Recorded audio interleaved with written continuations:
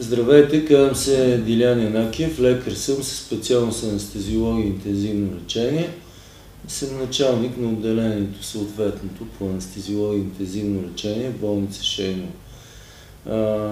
С помощта на Фемина клуб ще ви демонстрирам консумативите, които се използват при различните видове регионална анестезия. Ще започна с епидуралната, която се използва при обезболяване на раждания, но нерядко те преминават в оперативно родоразрешение и може да се използва същата техника, която вече е приложена за раждането, за самата анестезия при оперативното родоразрешение.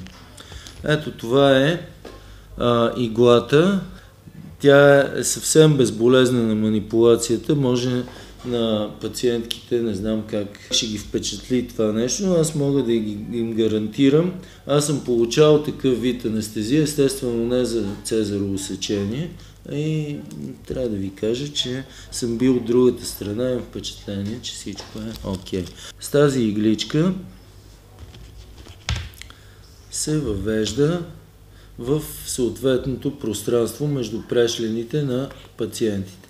Просто няма никакъв риск от това да се засегне пряко гръбначния мозък и да има съответните последствия, както съм чувал да говорят и с градинките, бъдещи майки, чел съм и публикации във вестниците, че имало риск от парализа и така нататък. Значи, тази техника се използва в тази зона, където няма гръбначен мозък.